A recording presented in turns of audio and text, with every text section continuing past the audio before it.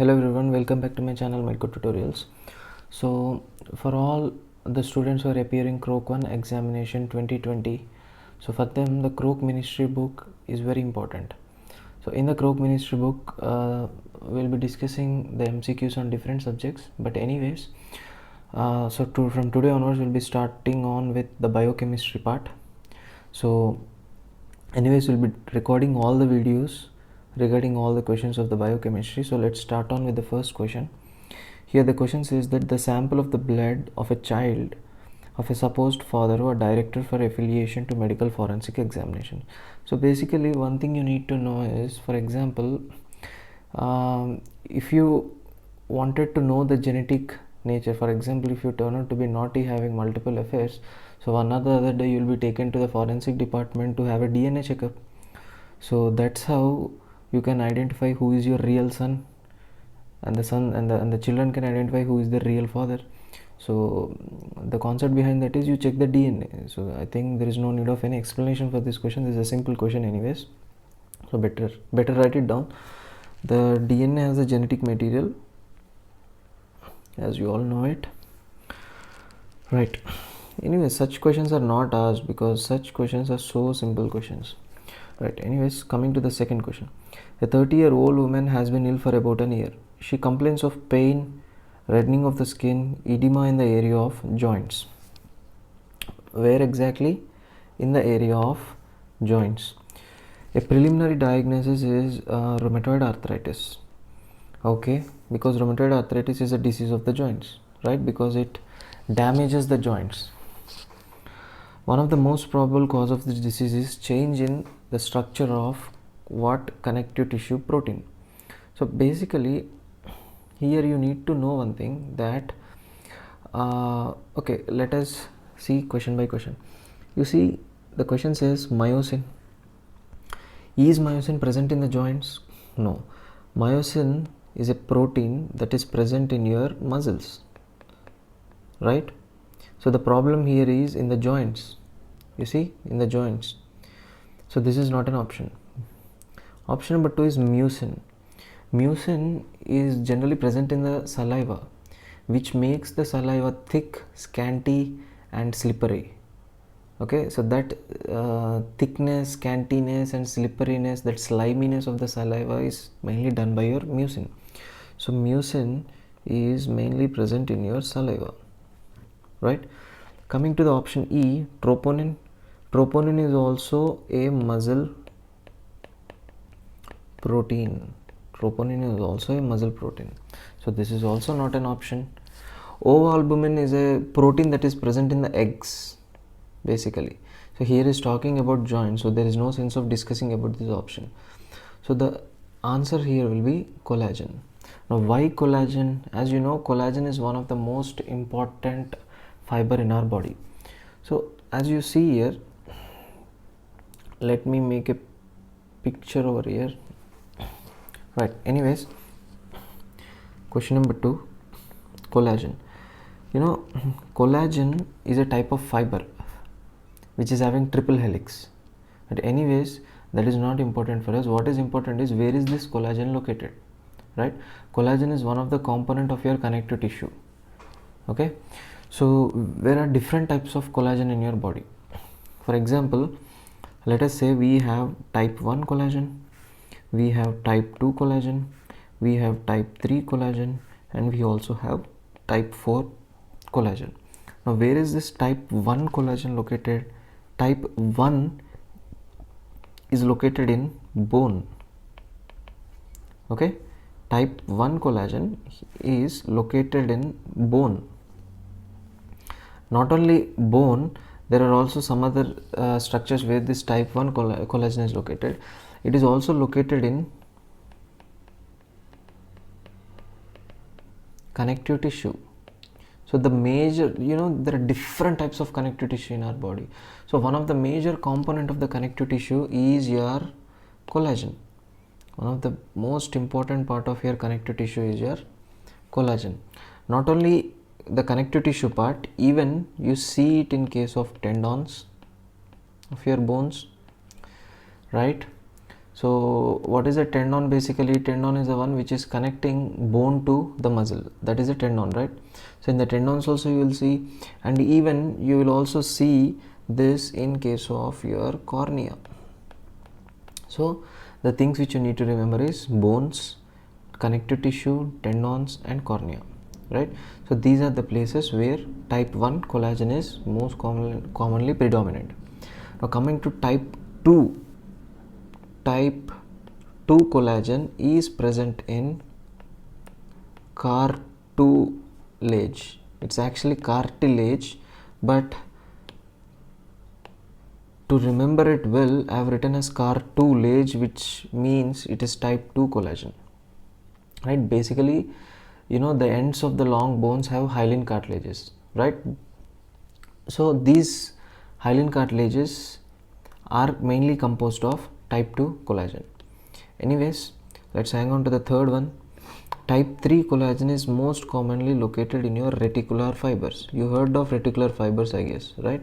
So most commonly type 3 collagen is located in reticular fibers. Coming to type 4, what is 4? 4 for floor. 4 or floor in the sense the basement membrane, right? So type 4 collagen is present in the basement membrane. So this is a short and sweet mnemonic of what are the different types of collagen you have and where are they present. So these are the small mnemonics which you need to remember. So if you remember these examples, that is enough, more than enough for your croak examinations. But now let us relate this information which I gave with the question. So he is having skin edema, edema of the skin, right? Skin and edema in the area of joints. So when it comes to the joints, it means joint is made up of what? The joint is made up of tendons as well as the cartilage. I mean, predominantly a joint is made up completely of the cartilage, right? The two ends in a joint, they attach to each other, and on either side, let me draw a small picture of that. So here I have the bone and here I have another bone, right? Now the ends of these bones, here I have cartilage. Now this blue color thing which I am drawing here is called as the hyaline cartilage, right? Next thing is on either side I have a capsule like this.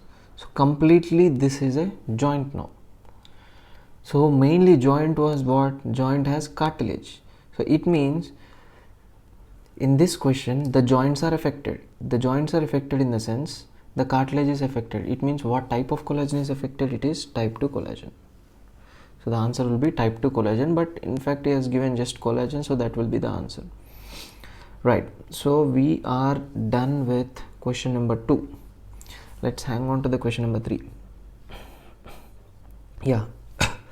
Before going to question number 3, one important thing I just wanted to tell you is that basically collagen is, as I told you, collagen is the most important fibers, right, which make up the matrix. Now when I tell like that, coming to this, how collagen is basically synthesized. See, basically collagen fibers, so these are the collagen fibers, for example, like this. So these collagen fibers have most importantly two main amino acids. So these green color things which I am drawing here represent one type of amino acid which is present in the matrix, and this red color thing which I am drawing here represents the second type of amino acid. Okay, now let's name them. This is called as hydroxyproline and the red one is called as hydroxylysine.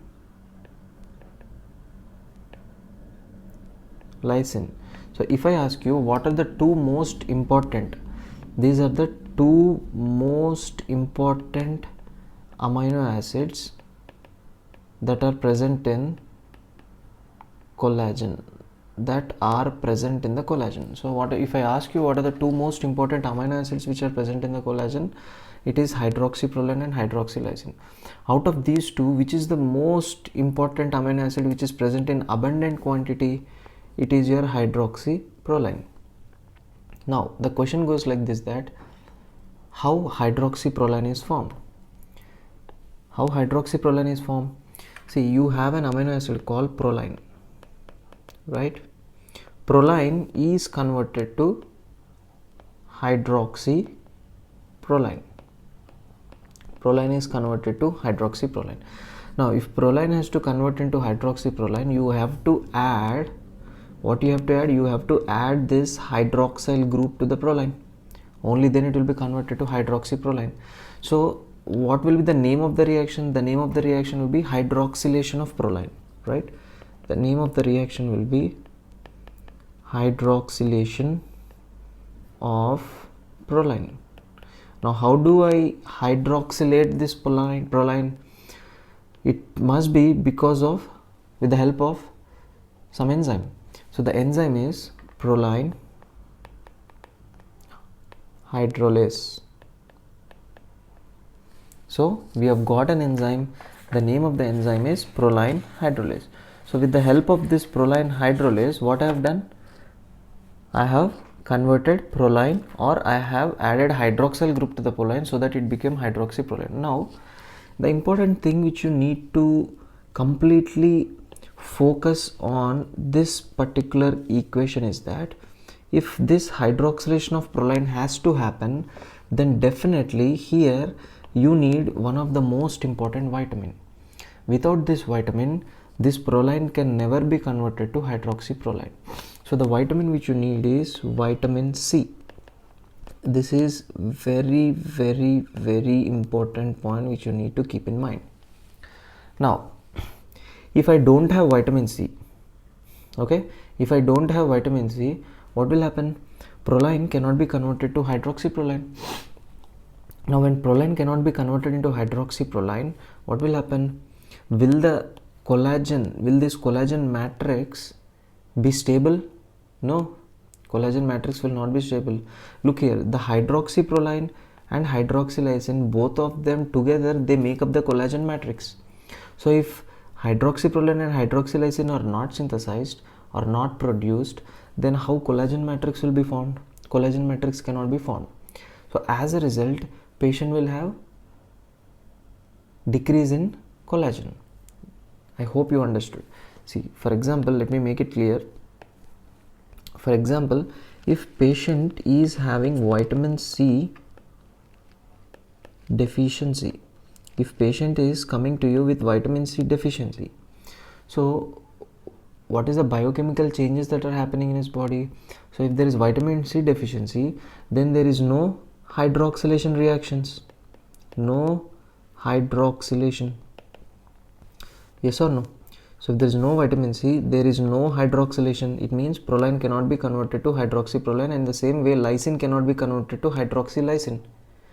So when hydroxyproline and hydroxylysine are not formed, then what will happen?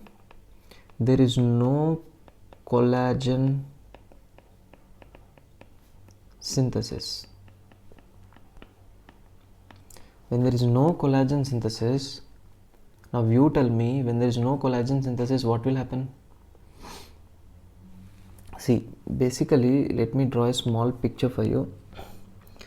This is your blood vessel, right? This is your blood vessel. Now what I'll do is, I'll cut this part of the blood vessel and I'll zoom it. Now as you can see here, when I zoom this, here inside this blood vessel, see, this is the thick part of the blood vessel. So this single line I've zoomed out, right? Now within this I've got a lot of collagen deposition, a lot of collagen fibers that are depositing. Why there is a lot of collagen fibers depositing?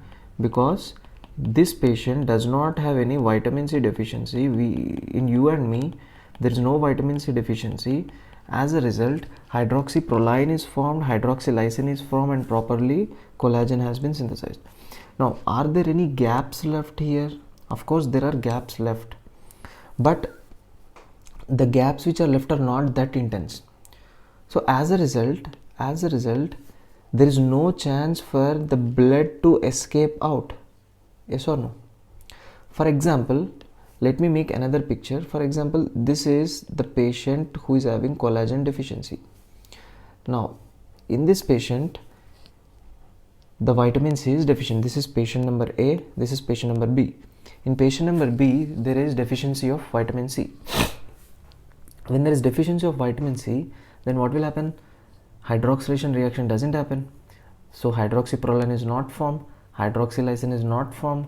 So when these two amino acids are not formed, then collagen is not formed. So the fibers, when you see here, they are very loosely attached like this, very few and very loose, leaving a lot of major gaps over here. You see? So now what will happen? Out of these major gaps, the blood oozes out like this, right? So that is the reason why whenever you see a patient with vitamin C deficiency, he will have bleeding of gums.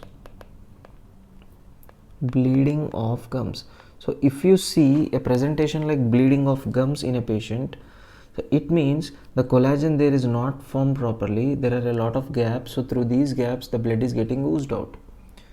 So after bleeding, what will the next step be? See, when you have any injury, when you bleed, the next day there will be swelling. So in the same way, you will also see swollen gums.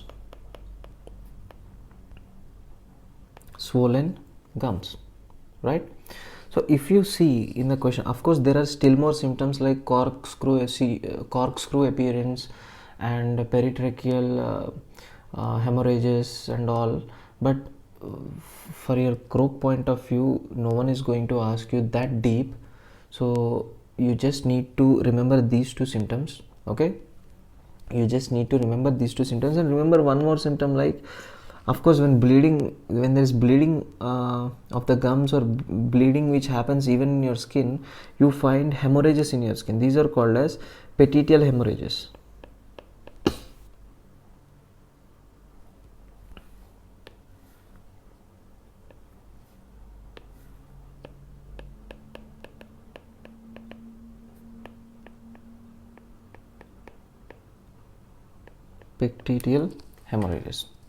Right? So if you find in a question these three symptoms, then directly go for vitamin C. Okay, now having said all this discussion, let's do on the questions now. As you can see here, the question says that the collagen molecule over here, the collagen molecule, right? The collagen molecule is known to contain such amino acids. What are the amino acids? Hydroxyproline and hydroxylysine. Which of the following substances take part in the hydroxylation of proline and hydroxylation of lysine? Will aspartic acid take place? No. Who will help? Ascorbic acid or vitamin C helps in the conversion or for performing the hydroxylation of proline. Hope you understood the question now, right? Question number 4 is literally very easy. Before prescribing a protein containing parenteral feeding to a patient, a doctor send the patient's blood to the laboratory to determine the electrophoretic spectrum of proteins. What physiochemical properties of protein? See, before you transfuse blood to the patient, for example, if a patient is having low protein level and you are transfusing proteins to the patient, so before you transfuse the proteins to the patient, what you need to do is you need to check in the laboratory. What you need to check? You need to check whether the proteins, basically proteins have negative charge. So you need to check whether the proteins which I am going to transfuse have negative charge or no, right? So I hope every one of you know this question. There is no need to discuss this. Anyways, if you have any doubt, then just comment below so that I would explain about this. A 36-year-old patient suffers from collagenose. Actually, there is a spelling mistake over here.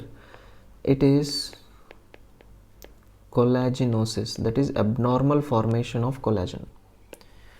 The increase of what metabolite? Now you tell me. When there is excess amount of collagen that is formed, it means, see, for example, when there is excess amount of collagen that is formed, so along with that there will be excess amount of hydroxyproline also. Along with that there will be excess amount of what? Excess amount of hydroxylysine also. So now you tell me, when there is excess amount of collagen, in collagenosis there is excess amount of collagen. So increase of what metabolite would most probably? Hydroxyproline. Not only hydroxyproline, even hydroxylysine also. Even this is also a right answer. Okay.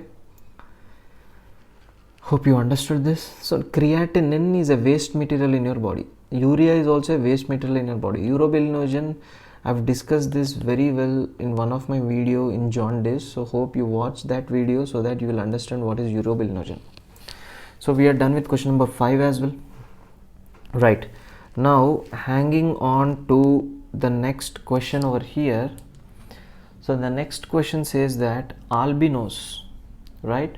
So the albinos here, what happens to them? Albinos suffer badly from influence of UV light. You know who are albinos, right? People who they don't have melanin pigment, they turn out to be very, very white in color. So this is basically due to melanin deficiency. You all of them know that. They get sunburned because of spending too much time in the sun. Metabolism disturbance, so the remaining part of the question is here. Metabolism disturbance of what amino acid is reason for this phenomena? So here they have given tryptophan, methionine, phenylalanine, glutamate, histidine. Now what is the concept behind this question? Yeah. So the concept behind this question is, you have to know a small reaction. The reaction goes like this.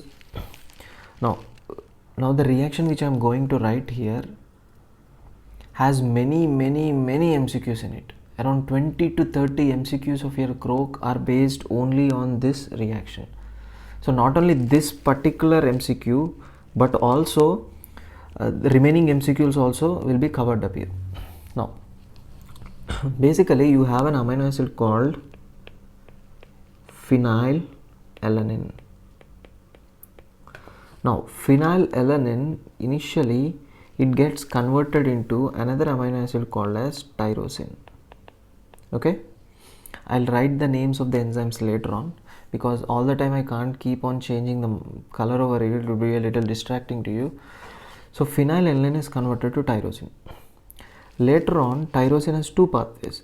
One, tyrosine can convert to melanin. On the other hand, tyrosine can also convert to a compound, an acid called as 4-hydroxyphenyl acid, or you can just simply remember it as 4-HPPA. Now this 4-hydroxyphenyl acid is later on converted to homogentisic acid. Homogentisic acid is then converted to melyl acetoacetate. So melyl acetoacetate will be converted to fumaryl aceto, I'm sorry,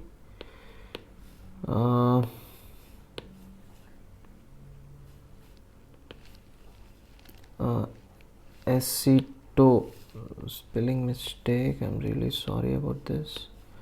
Yeah, fumaryl acetoacetate.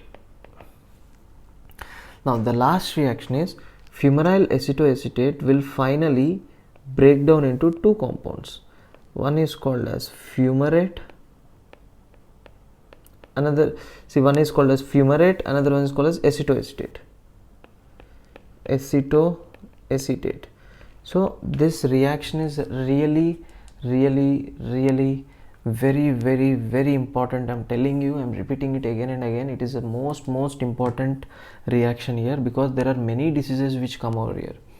So first thing is phenylalanine is converted to tyrosine to 4-HPPA, 4-HPPA to homogenesic acid, that is converted to mallyl acetoacetate, and next it is converted to fumarate acetoacetate, and fumarate acetoacetate breaks down to fumarate and acetoacetate. Now what are the enzymes over here? For example, the enzymes are phenylalanine is converted to tyrosine with the help of, see, all the enzymes are based on the precursor molecules. So what do I mean by that is, look here, phenylalanine is converted to tyrosine by an enzyme. That enzyme starts with the name phenylalanine itself. Look here, phenylalanine hydroxylase. Phenylalanine is converted into tyrosine with the help of phenylalanine hydroxylase. Tyrosine is converted to melanin with the help of tyrosinase. Okay, now why I'm telling this, because sometimes it might also happen like this, that there might be deficiency of this phenylalanine hydroxylase. So when there is deficiency of this phenylalanine hydroxylase, phenylalanine cannot be converted to tyrosine. As a result, the concentrations of phenylalanine are pretty much increased in the blood. So what will happen when phenylalanine concentrations are increased? They finally enter into the urine, and in the urine you find a lot of phenylalanine amino acids. So this condition, which is resulting from the deficiency of phenylalanine hydroxylase, you call this as phenyl, let me write it in capital letters, phenylketonuria. This condition is called phenylketonuria, or simply PKU. I'm sorry. Right. The next thing is, so in the question they might ask you, patient had bad smell of his urine, right? So upon investigation it revealed that patient urine has a lot of phenylalanine amino acids. So what enzyme might be deficient? So the enzyme here will be phenylalanine hydroxylase. Next, for example, if tyrosinase enzyme is deficient, then what will happen if tyrosinase enzyme is deficient? See, if tyrosinase enzyme is deficient, tyrosine cannot be converted to melanin. So patient will have deficiency of melanin. The levels of melanin are reduced.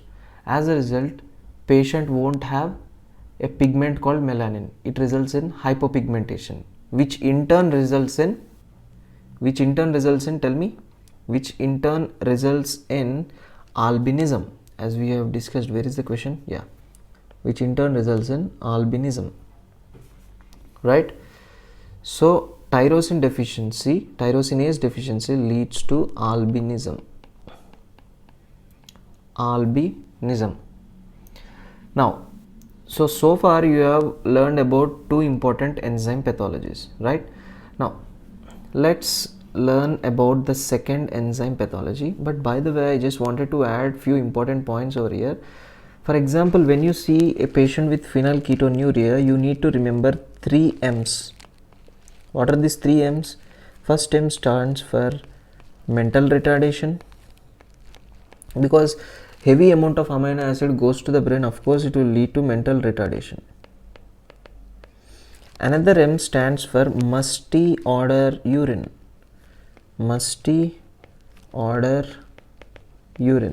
And third important thing stands for microcephaly. So these 3 are the important things which you need to remember. Next, hanging on to the next one, that is your see, tyrosine is converted into 4-hydroxyphenylpyruvic acid with the help of the enzyme tyrosine amino transferase. Okay, for example, if tyrosine amino okay, let me write the enzymes of the remaining reactions as well. At the end, I'll tell you the diseases or the pathologies related with the deficiency of these enzymes. Now, 4-hydroxyphenylpyruvic acid. 4-hydroxyphenylpyruvic acid is converted to homogentisic acid with the help of 4-hydroxy. As I told you, all the enzyme name starts with the precursor molecule itself. So 4-hydroxyphenylpyruvic acid dioxygenase. Okay. Next, homogentisic acid is converted to mallyl acetoacetate by homogentisic acid 1,2-dioxygenase. Next, mallyl acetoacetate is converted to fumaryl acetoacetate by mallyl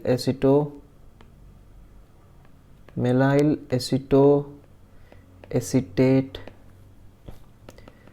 isomerase. And the last reaction, fumaryl acetoacetate is converted to fumarate or broken down to fumarate and acetoacetate with the help of fumaryl acetoacetate hydrolase.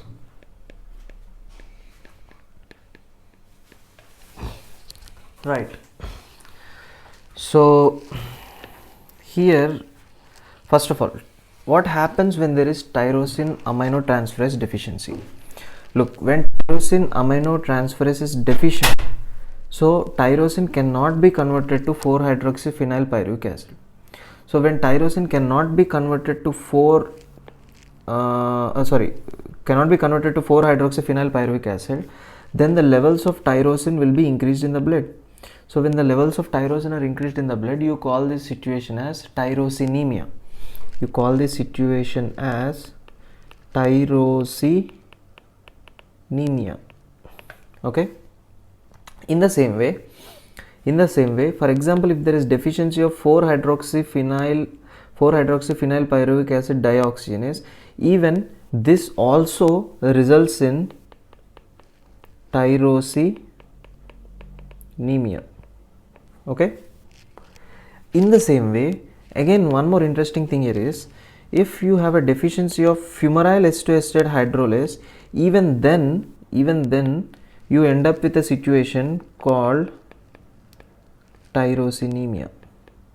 Now, how to differentiate all of them? It is very easy to differentiate all of them. See here, this tyrosinemia, which is resulting from tyrosine aminotransferase, deficiency of tyrosine aminotransferase, this tyrosinemia is called as type 2 tyrosinemia. This is called as your type 2 tyrosinemia. And this tyrosinemia, which is resulting from the deficiency of 4-hydroxyphenylpyruvic acid dioxygenase, is type 3 tyrosinemia. Type 3 tyrosinemia.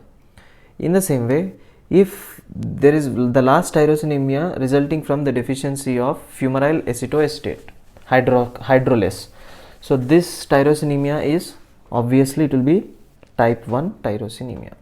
So these are the most important things which you have to remember anyways. Hope you understood what I taught you. So this is the most important thing, this is the second most important thing, and this is the third most important thing. Now let's hang on to the remaining one. For example, if I have deficiency of homogentisic acid dioxygenase, homogentisic acid 1,2-dioxygenase, then the level of homogentisic acid will be increased in my blood. So when the level of homogentisic acid is increased in my blood, I call this condition as alkaptonuria. Alkaptonuria is also called as black urine disease. The urine turns out to be black in color. So if a mother comes to the hospital telling that his or her baby recently from a week or 2 weeks the urine has been completely turned to black in color, then definitely you need to suspect of homogentisic acid 1,2-dioxygenase deficiency. So hope you understood this entire reaction. So this is the most reaction, and by this time you must be knowing why is it the most important, because this is the cycle where many pathologies are in connection with this, connected with this. So the question here says that albinos suffer badly from the influence of UV light. They get sunburned because of spending too much in the sunlight. So what hormone is the reason for this phenomena? You must be knowing now. Sorry, what amino acid is the reason for this phenomena? You must be knowing. What is amino acid? Tell me now. It is phenylalanine, not tryptophan, not methionine, not glutamate, or not histidine. It is simply phenylalanine. Clear?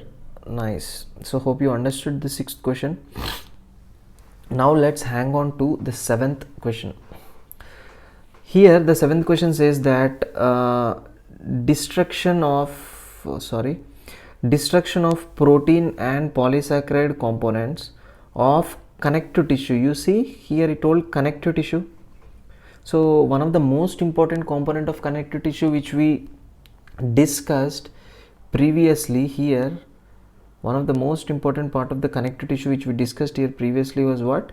Type 1 collagen. So let's read the remaining question. And where did this connective tissue damage has occurred? Occurs in case of periodontal disease. It means problem with your gums and teeth. So by this time you might be knowing the patient is having what? He is having problem with the collagen. It means the patient is having vitamin C deficiency. So hope you understood this question, right? Now let's go on to the next question. Look here, there is a peptide in the human body in which formation of gamma carboxyl group of glutamate takes part. So what is this peptide called? Look here, it is really very simple question, nothing to worry about this. Question number 8, I hope. Question number 8. Now look here, in this question what is asking is so there is a peptide which is formed as a result of gamma carboxyl group of gamma carboxylation of glutamate. So as a result of gamma carboxylation of glutamate, there is a peptide that is formed. He is asking what is the name of that peptide. So before knowing the name of the peptide, you should know what is gamma carboxylation of glutamate. Basically you have a compound called glutamate. Okay, now this glutamate initially it is converted to, see, for this glutamate what you do is you add an amino acid called as cysteine. When you add an amino acid cysteine, of course it will become gamma glutamyl cysteine. Now what you have done is you have added cysteine to it and synthesized gamma glutamyl cysteine. So the enzyme also ends with the name synthetase. So what you have synthesized? You have synthesized gamma glutamyl cysteine. So you have synthesized gamma glutamyl cysteine. So the enzyme will be gamma glutamyl cysteine synthetase, right? Now hanging on to the next question, the next reaction, gamma glutamyl cysteine. For this gamma glutamyl cysteine, what you do is you add glycine amino acid. You add an amino acid called as glycine. Now the moment you add this glycine amino acid, then it will turn out to form an important peptide called glutathione. So what you have just done, you have just synthesized glutathione. So the enzyme will be what? Glutathione synthetase. So it will be glutathione synthetase. So this reaction is called as gamma carboxylation of glutamic acid. So when there is gamma carboxylation of glutamate here, what is the end peptide that is formed? Glutathione. So here the answer obviously will be not vasopressin, not carnosine, not anserin, not oxytocin, but the answer will be glutathione. Clear, everyone? Nice. Now let's hang on to the next question.